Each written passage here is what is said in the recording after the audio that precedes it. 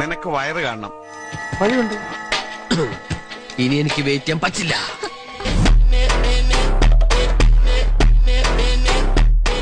ഹെബന്റെ വയറ് കാണൽ പ്രമാണിച്ച് സിമ്പിൾ ഡ്രസ്സ് മതി എന്ന് പറഞ്ഞുകൊണ്ട് ഇവോക്ക് എനിക്ക് സ്പെഷ്യലി ഡിസൈൻ ചെയ്ത് തന്ന സ്യൂട്ടാണിത്. ചേട്ടാ സത്യം പറ, എന്നെ ഇപ്പൊ കണ്ട ഒരു പ്രോസ്റ്റിറ്റ്യൂട്ടീവ് ലുക്കില്ലേ?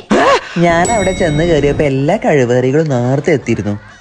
ഐ മീൻ എന്റെ over talented friends. Thirumangalam Chandrasekharan, Thirumangalam Neelakandan, Thirumangalam Kochukesavan, Manissery Karnan, Grangad Sekharan, Manissery Arjunan, Ponnumadathil Lakshmikutty.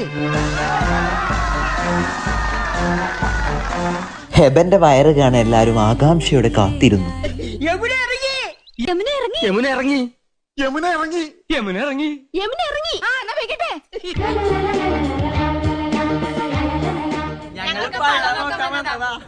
നോക്കിക്കോളൂ,